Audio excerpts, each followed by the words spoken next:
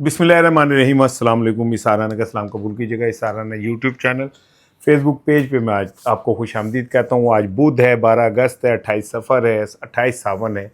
और बुध कहता है बुध कम सुद, यानी कि मेरी तो यही दुआ है अल्लाह सुबह आपके फजर के वेले नूर दे तड़के कि अल्लाह ताला आज जो बुध है कम सुद कहते हैं ना, आज आपके सारे कम सुद हो जाएं, यानी ठीक हो जाएं।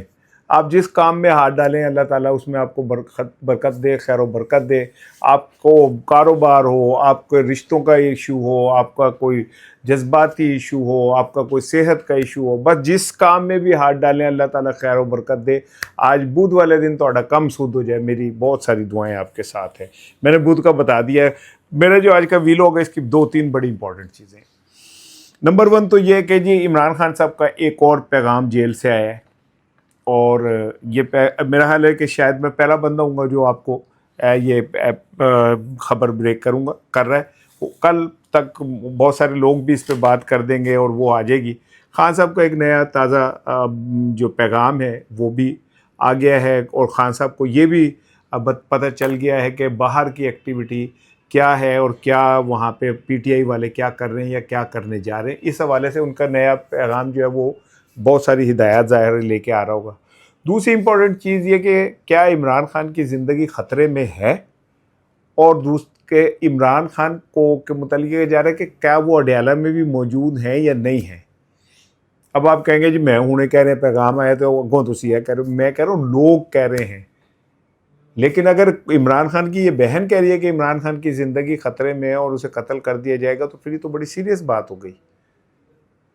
और ये जो इमरान खान के जेल से बार बार पैगाम आने शुरू हुए ना कि कुछ करो कुछ करो कुछ करो, वो और ये वाली बात मिलाएं तो कुछ समझ आ रही है कि कोई मामला बहुत सीरियस है।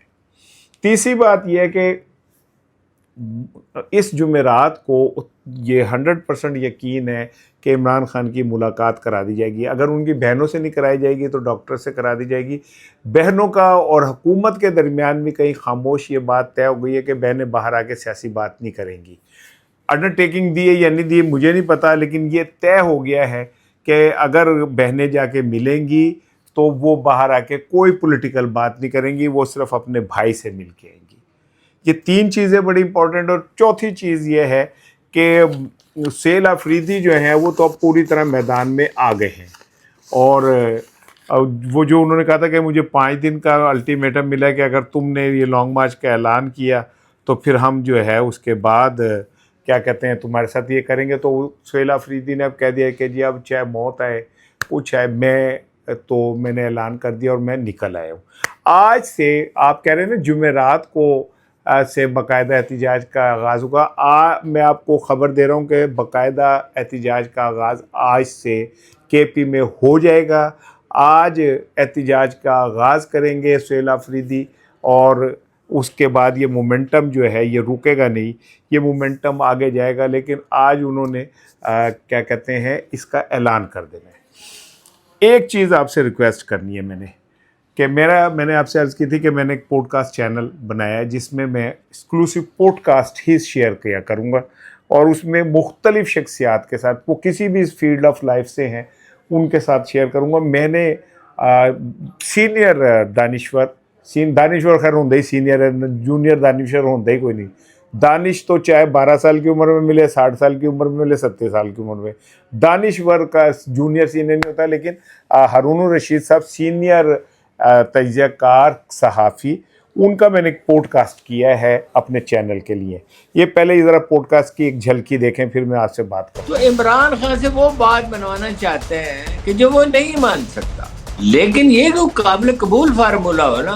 अब ये कि वो सरेंडर करते, सरेंडर क्यों करेगा? वो जो आदमी मेंटली जान देने के लिए तैयार हो वो क्यों सरेंडर करेगा? तो ज़हनी अजियत बहुत दी गई है, और उसकी कीमत इमरान खान तो जो चुकाएंगे सो चुकाएंगे, इसका नुकसान मुल्क को पहुंचेगा। सेल अफरीदी साहब से कहा भी था, एक दिन मुलाकात हुई थी, वो बताया करें कुछ। वो वहाँ पता नहीं क्या अफरा तफरी है, उन्होंने नया अपना नंबर भेजा, न कोई तला दी, न तकरीबात का बताते हैं। ये देखिए एक दूसरे पे तनकीद कर रहे हैं और बेदिल कर रहे हैं कारकुनों को। तनकीद देखिए सही हो सकती है जो शहबाज गिल साहब कर रहे हैं, अलीमा खान कर रही हैं, تو پارٹی کے معاملات پارٹی کے اندر طے کیے جاتے ہیں. یہ نہیں شہباز گل صاحب ان سے اختلاف کریں وہ ان سے اختلاف کریں, شفیق جہان صاحب بھی کریں, مزمل اسلم صاحب بھی کریں, لیکن ایک دوسرے کی کریکٹر اسیسینیشن کر رہے ہیں. اور یہ کتنی عجیب بات ہے کہ ان میاں بیوی کی دونوں کی آنکھ میں پرابلم ہوا تو یہ محض اتفاق تو نہیں ہو سکتا.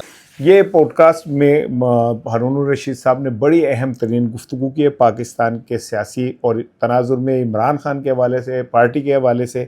اور Asar Rana, podcast with Asar Rana, نیچے یہ آ رہا ہے, آپ ضرور اسے سبسکرائب کیجئے اور وہاں پہ اپنے کامنٹس ضرور دیجئے. مجھے آپ کا انتظار رہے گا. تہاڈا دوجا گھر ہے, میرا بھی دوجا گھر ہے. یہ سمجھو اسی کدھر گھر میں ہم لوگ ملتے ہیں, ہم کہتے ہیں چلو یار آج پارک چلنے ہیں, تو وہ ایک ہائیڈر پارک قسم کی چیز ہے یہ podcast with Asar Rana. Please میرے چینل کو اس کو بھی سبسکرائب کیجئے, تو اینو بھی نہ بھولے جائے, مہربانی ہے تہاڈی.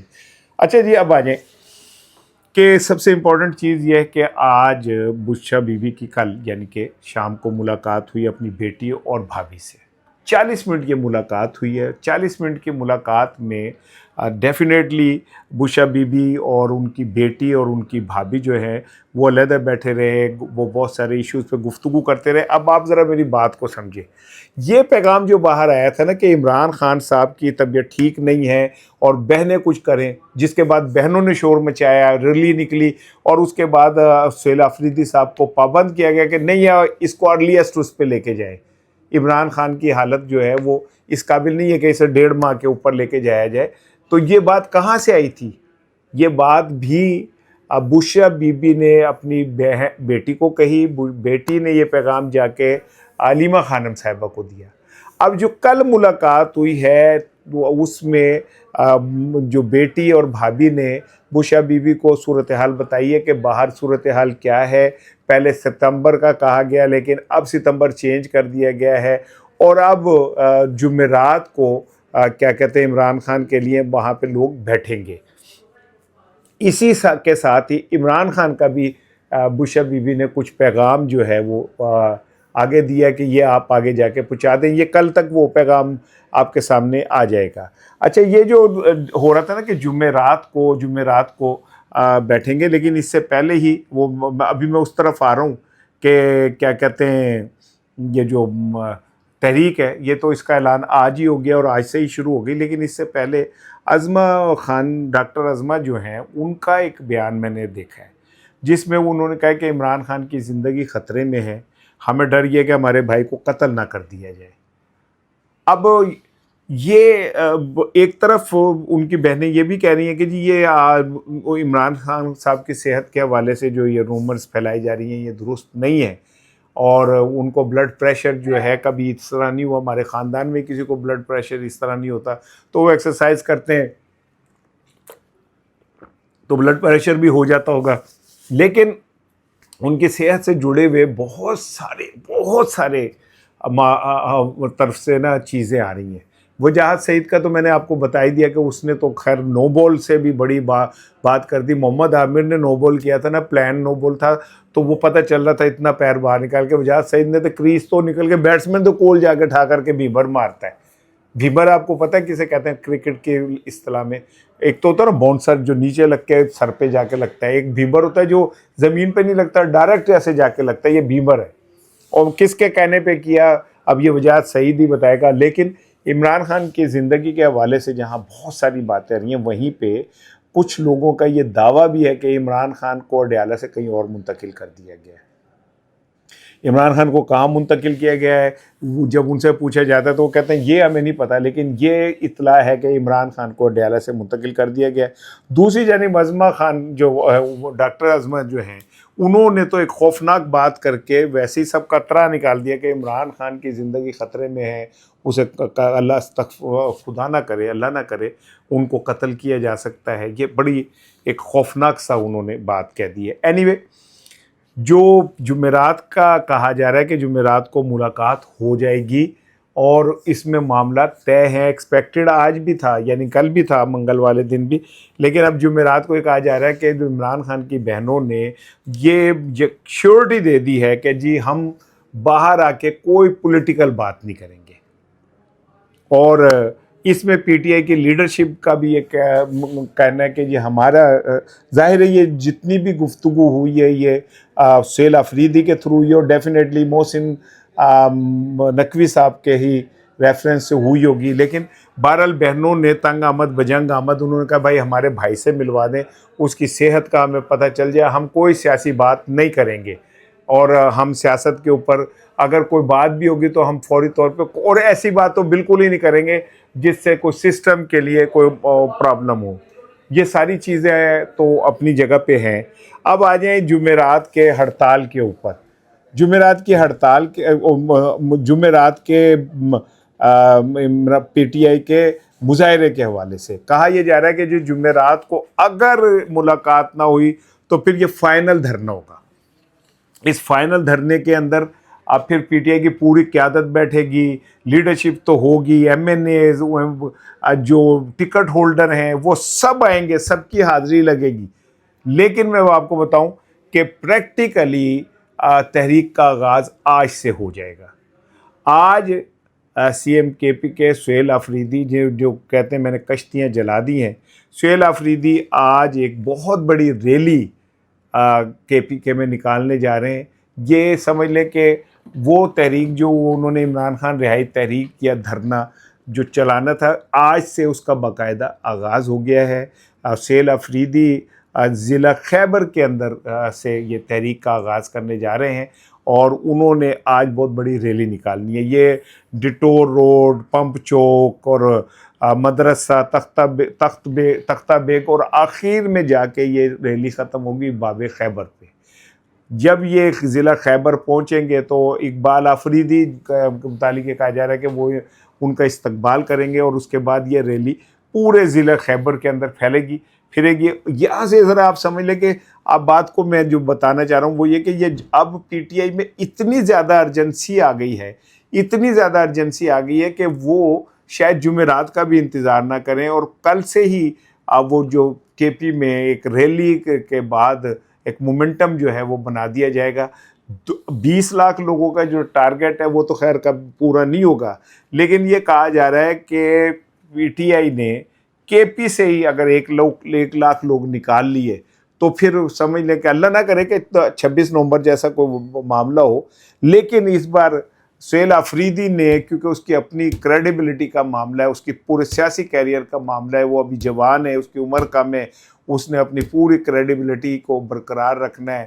خٹک اپنی دور پورا کر چکا ہے، محمود اپنے دور پورا کر چکا ہے، گنڈا پور کی ابھی سیاست جو ہے وہ گرے ایریا میں ہے، لیکن سہیل آفریدی کے اوپر اگر یہ ٹھپا لگ گیا تو وہ اس کی تو ابھی عمر بھی بہت کم ہے، اس نے تو آگے بہت اتنی سی عمر میں سہیل آفریدی سی ایم ہو گیا تو آگے جا کے اس کے لیے بہت چانس ہے۔ نہیں کہہ رہے کہ وزیر اعظم بن جائے گا سی ایم دے بعد اور کی رہ جاتا ہے، لیکن سہیل آفریدی اپنی کریڈیبلٹی اور یہ کہ میں عشق عمران میں مارا جاؤں گا ثابت کرنے کے لیے اب وہ تمام قسم کے رسک لینے کے لیے تیار ہو کے کھڑا ہو گیا ہے۔ اور آج جب وہ ریلی نکالے گا، آج اس کے کہا یہ جا رہا ہے کہ جو ریلی کے اندر اس کا خطاب ہوگا وہ براہ راست طاقتوروں کے لیے چیلنج ہوگا، براہ راست طاقتوروں کے حوالے سے بات کرے گا وہ۔ اب یہ سمجھ لیں کہ اس نے اپنا سب کچھ داؤ پہ لگا دیا ہے۔ داؤ پہ کیوں لگایا ہے؟ عمران خان سے محبت اور عشق اپنی جگہ، لیکن اس عشق کے اوپر جو ناموشی سہیل آفریدی کو مل رہی تھی نا، سارے کہتے ہیں دیکھو بڑا عاشق دیکھ لو، وہ تو مشوق جیل ہی جو بیچارہ وہ ہو رہا ہے، رول رہا پھر رہا ہے، تو عاشق صاحب جڑے نے سی ایم ہاؤس میں موجے کر رہے ہیں۔ اس تاثر کو ختم کرنے کے لیے اب سہیل آفریدی اپنی اننگ کو بہت، وہ جو عمران خان نے کہا تھا نا میرا فاسٹ بالر ہے، اب سہیل آفریدی نے بھائی یہ ثابت کرنا ہے کہ میں عمران خان کا فاسٹ بالر ہوں۔ یہ 4 چیزیں میں نے آپ سے کر دی، میں دوبارہ ریپیٹ کر رہا ہوں کہ عمران خان کی بہنوں نے یہ یقین دہانی کرائی ہے کہ اگر عمران خان سے ملاقات ہوتی ہے تو وہ سیاسی بات نہیں کریں گی۔ اس جمعرات کو امید یہ ہے کہ عمران خان سے ملاقات کرا دی جائے گی۔ عظمہ خان عمران خان کی بہن جو ہیں وہ کہہ رہی ہے کہ عمران خان کی زندگی خطرے میں ہے، انہیں قتل کر دیا جائے گا۔ کچھ لوگ یہ دعویٰ کر رہے ہیں کہ جی عمران خان کو اڈیالہ جیل سے کہیں اور منتقل کر دیا گیا ہے۔ یہ ساری چیزیں اپنی جگہ پہ ہیں، اور سی ایم کے پی جو ہے وہ آج ریلی سے احتجاجی مہم کا آغاز کریں گے، جبکہ عمران خان کے ذریعے ایک نیا پیغام جو ہے وہ آ گیا اور وہ آج رات تک میرا خیال ہے ڈیلیور بھی ہو جائے گا اور ان کی بہنوں کو بھی مل جائے گا۔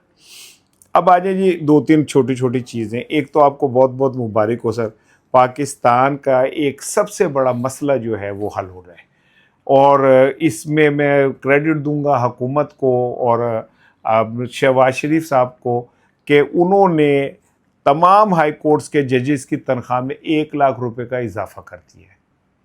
یہ بھی میں ایک پوسٹ دیکھ رہا تھا کہ جی 1 لاکھ روپے کا اضافہ کر دیا گیا ہے، اور کیا بھی جولائی سے گیا ہے۔ ان کی مہربانی ہے، ویسے میرا خیال جنوری سے کر دیتے تو کیا فرق پڑ جاتا۔ ججز ہیں ہائی کورٹ کے، انہوں نے اتنا انصاف پاکستان میں کیا کہ دنیا بھر کی عدالتیں ہمیں ایز ریفرنس استعمال کرتی ہیں ہمارے فیصلوں کو۔ تو 1 لاکھ روپے تو بہت کم ہے۔ یہ بھی ٹھیک ہے کہ جو 3 لاکھ روپے لے کے گاڑیاں دی گئی ہیں، یہ بھی ایک اچھا اقدام ہے۔ ظاہر ہے پاکستان کی جوڈیشری نے پوری دنیا میں پاکستان کا قد بڑھایا ہے، نام روشن کیا ہے، انصاف کی وجہ سے پوری دنیا میں پاکستان کی بلے بلے ہو گئی ہے۔ تو ججز کا اتنا تو حق بنتا ہے کہ وہ ان کو 1 لاکھ روپے کی تنخواہوں میں اضافہ کیا جائے۔ ماشاءاللہ دنیا میں میرا خیال ہے سب سے زیادہ مراعات پاکستان کی جوڈیشری کے حوالے سے میرے خیال ہے پاکستانی ججوں کو ہیں۔ پھر وہ گرمی کی چھٹیاں بھی کرتے ہیں، سردی کی چھٹیاں بھی ہوتی ہیں، کام کا لوڈ بہت ہوتا ہے۔ ان کا کیا کہتے ہیں، بجلی کے بل بھی مفت ہے، پیٹرول بھی ملتا ہے، گیس بھی مفت ہے۔ مطلب میں یہ سمجھتا ہوں کہ شاید پاکستان بنا ہی اس اشرافیہ کے لیے گیا ہے، یعنی جو پاکستان کے امیر ترین طبقے ہیں، وہ اسٹیبلشمنٹ ہو، وہ بیوروکریسی ہو، وہ سیاستدان ہوں، وہ حکمران ہوں، جن کے پاس اللہ نے کھانے کو اچھا ول رزق دیا ہوا ہے نا، ان کی بجلی بھی فری ہے، ان کے گیس بھی فری ہے، ان کا پیٹرول بھی فری ہے، ان کے ٹی ڈی اے بھی فری ہے۔ فری نہیں ہے تو پاکستان کی اکائی، وہ جو بشیر موچی بیٹھا ہوا ہے جوتے گاڑتا ہے نا، اس کے لیے زندگی فری نہیں ہے۔ اس کو پیٹرول کے بھی پہ دینا ہے، اور اس کے پیسوں سے، لیوی سے ان لوگوں کی زندگیاں چلنی ہیں۔ پاکستان دنیا کی انوکھی مثال ہے جہاں پہ غریب آدمی جو ہیں وہ طاقتوروں کو پال رہے ہیں۔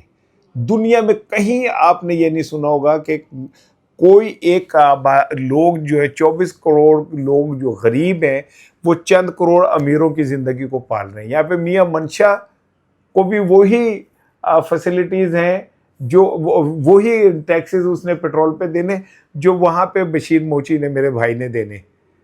اور لیکن میاں منشا کو جو 400، میاں منشا کو نہیں، مطلب الیٹ کلاس کو جو 400 ارب روپے کے مختلف مد میں مراعات دی جا رہی ہیں نا، ان کا کہیں ذکر نہیں ہے، کدھرے کوئی ذکر نہیں گا۔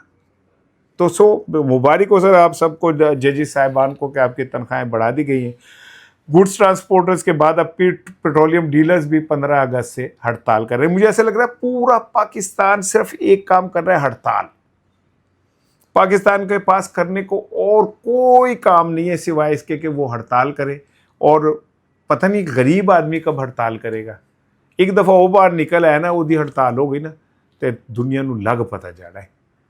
دنیا جب یہ وہ فیض صاحب کا ہے نا کہ یہ جو کتے، ان کی ایک نظر میں آپ پڑھیے گا کہ اگر وہ غصے میں آ جائیں تو ہڈیاں تک نچوڑ کے کاٹ کے لے جائیں وہ، اور ہو سکتا ہے بہت تھوڑا، مجھے ایسا لگتا ہے بہت تھوڑا وقت ہے، کسی دن کو ٹریگر پوائنٹ ہوگا لوگوں کے اندر۔ اس سسٹم کے حوالے سے اتنی نفرت ہے کہ آپ سوچ نہیں سکتے، اور اس بات کا ادراک میرا خیال لوگوں کو ہے، فیصلہ سازوں کو ہے، کوئی رستہ بہرحال انہیں نکالنا پڑے گا۔